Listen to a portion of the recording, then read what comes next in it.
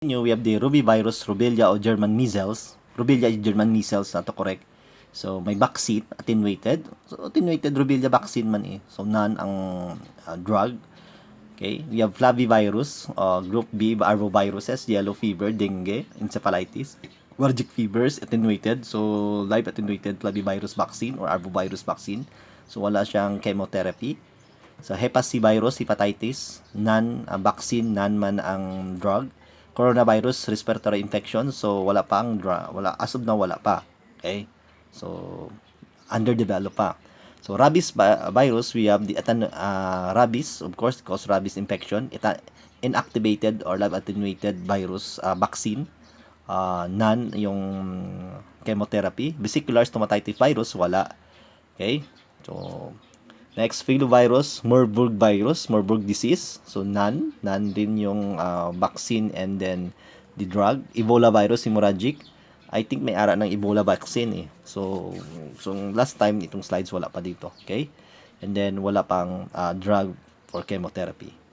We have the paramyxovirus, para-influenza virus, respiratory infections. So, no vaccine, no chemotherapy. Respiratory syncytial virus, cause respiratory infections. So, mayroon ng attenuated virus effectiveness uncertain. So, ribavirin is the chemotherapy drug. So, morbilli virus or measles or rubella, okay, attenuated virus, 90% effective. So, walang drug. Mumps virus, attenuated vaccine, mayroon na, none. So, orthomyxovirus, influenza virus, influenza A, B, C, attenuated lab, 70% effectivity. So, we have a drug, amantadine. So, kung may influenza ka, amantadine na lang. That is very effective also ang yung chemotherapy. Bunya virus, hantavirus, fever, and renal failure. So, walang vaccine, wala ring chemotherapy drug. Sa arbovirus, encephalitis, hemorrhagic fever, none din, walang vaccine, wala ring chemotherapy drug. Sa arenavirus, lymphocytic or yung meningitis virus, meningitis, so walang vaccine, wala rin chemotherapeutic drug.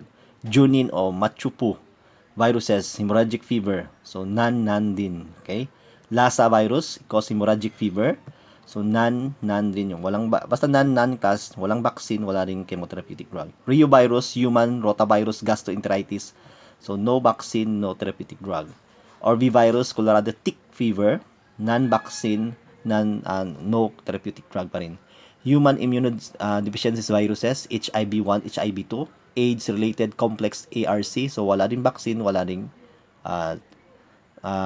drug. So, human T-cell lymphotic viruses, lymphotropic viruses, or HTLV-1, kagina, dito sa illustrations, HTLV-2, T-cell leukemia, lymphoma, so no drug, no vaccine, no drug, no chemotherapeutic drugs. Sa DNA virus, we herpes virus. Herpes simplex 1, stomatitis, eye infections, encephalitis. So, we have inactivated, efficacy uncertain pa rin. So, we have the Euder and then ARA-A. Okay? So, none pa rin yung drug. Herpes simplex 2, mayroon tayong acyclovir pala. Pwede yung herpes simplex 1, ginagamit naman yung acyclovir. Genital herpes, skin eruption. So, wala silang inactivated virus vaccine. So, acyclovir pwede. Maria Zoster, chickenpox, sorry. Children, singles, adults, so none. Acyclovir pa rin yung drug. So, Subirax is the brand. Okay? Cytomegalovirus. So, infection in immunocompromised patient, neonates. So, ganciclovir and foscarnet are used as chemotherapeutic drug while vaccine none. Epstein-Barr virus, infectious mononucleosis, Burkitt's lymphoma, so non-vaccine, none yung chemotherapeutic drug. So, mas mayroon lang chemotherapeutic drug isa magpa-inject ka ng vaccine, di ba? Vaccine protection, okay lang yun. Pero may drug pa lang, mas mayo. Maayo kumanda yun. So, papovirus, papillomavirus, warts, ito yung makikita sa sa mga female reproductive organs. So, none yung vaccine, pero may podophyllin naman na drug. So, poliomavirus o JC, John Cunningham virus, progressive leukoencephalopathy, which affects the brain, okay, and the blood. So, no virus, no vaccine, no chemotherapeutic drug. Adenovirus, human adenovirus upper respiratory tract infections, walang vaccine, wala rin siyang non-therapeutic drug. Hepanab virus, sorry to correct. Hep B virus, so may become chronic, so mayroon siyang vaccine, no therapeutic drug. Pox virus, smallpox. So we have vaccinia, cowpox Japan. So metazazone is also a chemotherapeutic drug. Sa human parvovirus, erythema, and hemolytic anemia, so no vaccine, no chemotherapeutic drug. Okay?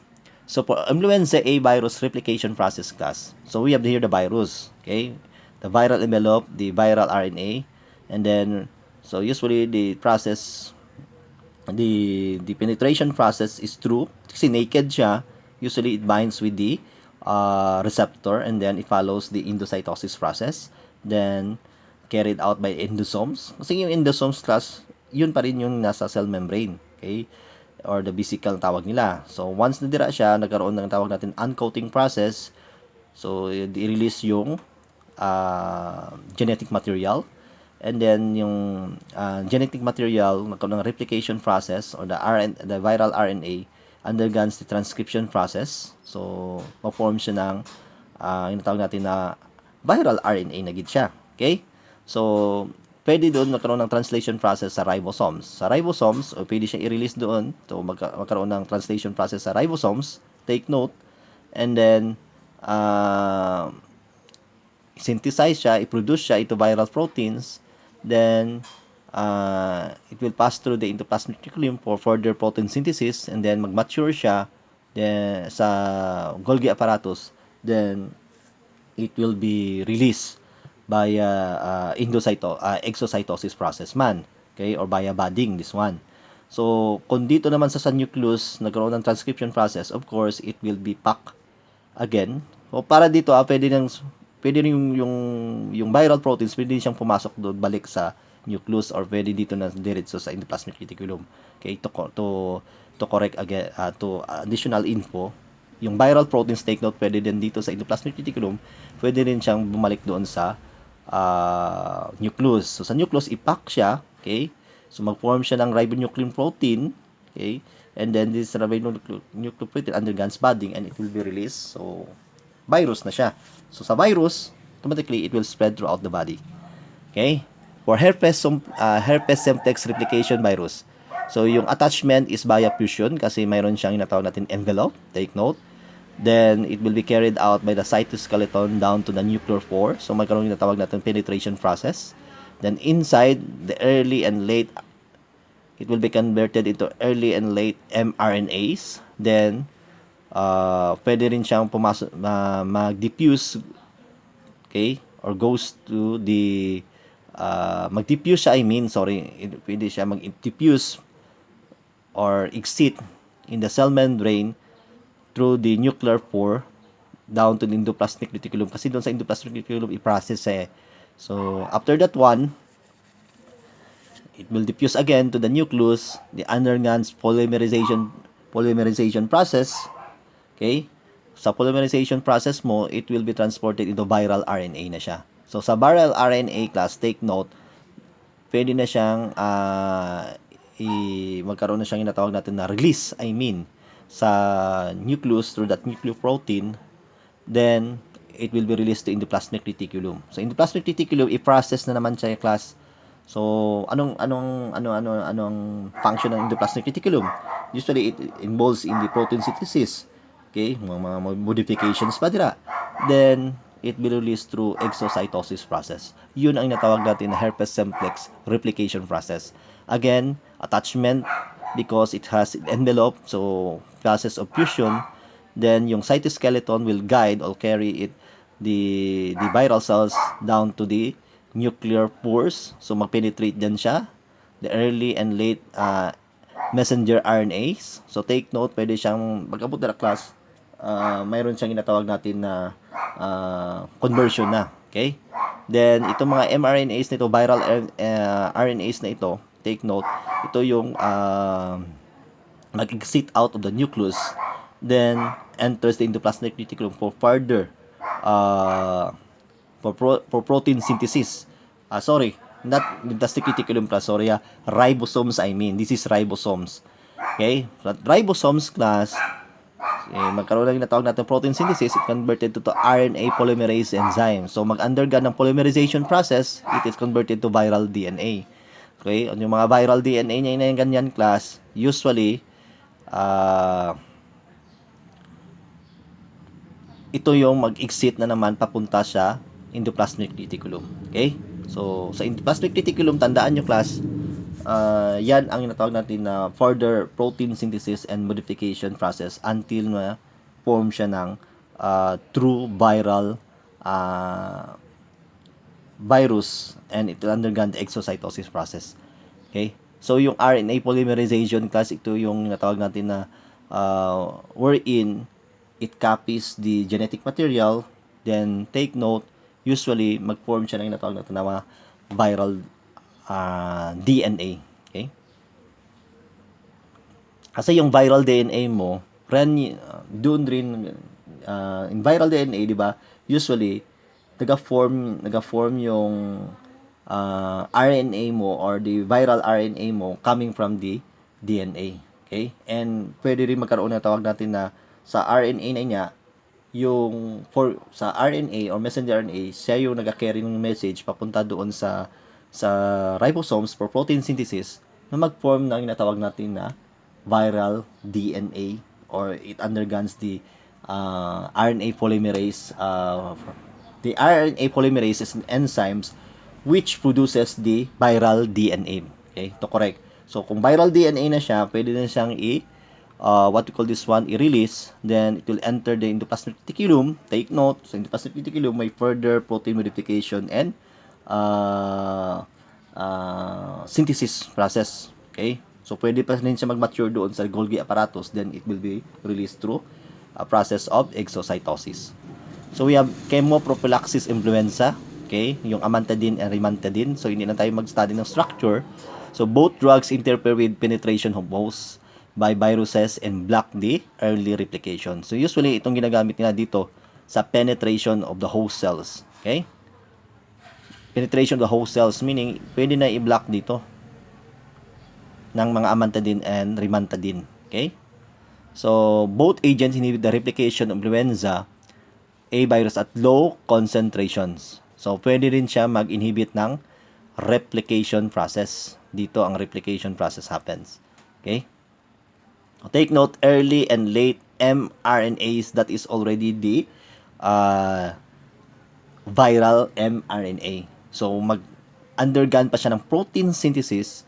Okay? Inside the protein synthesis, di ba, sa protein synthesis sa ribosomes, then, balik sa dito sa nucleus, the RNA polymerase, okay, will facilitate the polymerization process, then yung mRNA mo ma-convert into viral DNA na. Okay? So, RNA polymerase. Tandaan nyo, that is an enzyme that involves in the polymerization of that mRNAs into viral DNA. Okay?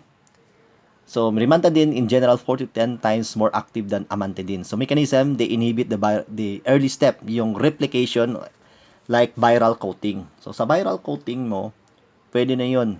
Pwede nang i-block na rimantadine. In some strains, they affect the later step or probably the involves the viral assembly, interfering and hemagglutinin processes. So, yung hemagglutinin processes, ito yung process wherein yung tawag nito glycoprotein kasing hemagglutinin. Siya yung nagka-facilitate ng ng agglutination of the blood. So kung mag-agglutinate yung blood, doon rin magsulod ang viral cells.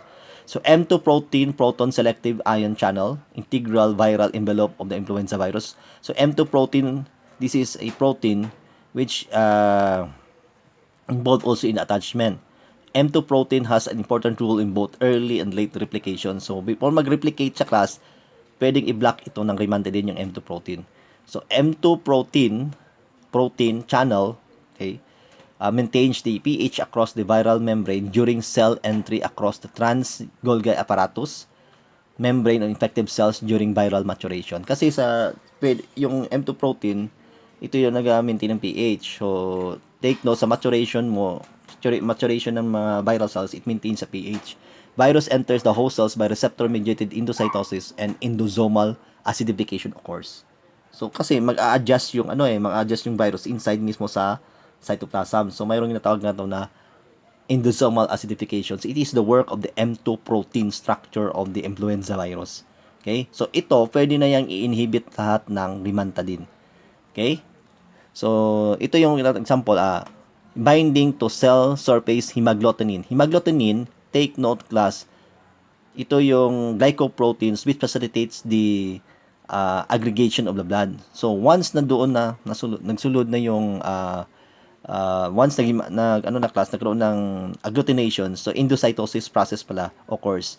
Then, it is the work of endosomes, okay? Nagkaroon doon sa endosomes natin ng tinatawag endosomal acidification. It is the work of endoprotein to adjust the pH, nag-maintain siya ng pH. Okay? So, magkaroon ng hemagglutinin fusion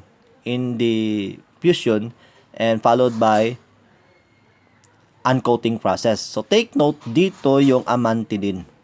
Amantadine will going to block the uncoating process. Nakuha nyo? So, kung ma-block yung uncoating process, hindi ma-process yung tinatawag natin na replication process. So, yung viral RNA mo will not undergo the natawag nato na polymerization that is done by ribonucleic acid polymerase enzyme. Okay? So, walang matabong replication process dyan because yung amantadine will block the uncoating of the influenza virus. Okay? So, kung kung may uncoating class, simply mag-undergo ng replication process. So, magkaroon ng natawag natin na viral influenza viral cells. So, neuraminidase inhibitors, we had zanamivir and oseltamivir. Okay, take note. Oseltamivir and zanamivir and sialic acid is also used. Okay? Human studies have shown that zanamivir is effective when administered before exposure to the virus. The drug reduces propagation, infectivity, disease, and symptoms. So, zanamivir is marketed a dry powder for oral administration. So, ito yung mga chemotherapeutic agent. It is used adolescent, adult exposed are symptomatic not more than 2 days for prophylaxis. Okay? So, yan. Sheeting of the protein coat of influenza virus is lipid envelope. 2 macromolecules of glycoprotein are embedded. So, we have the M1 and M2 protein. Ha? Okay, hemagglutinin is important in binding. Ginagamit yan sa replication process. Yan ang inhibit ng mga amantadine. Neuraminidase is an enzyme function several early activation of steps of the virus occurs in both influenza and AV virus. Okay.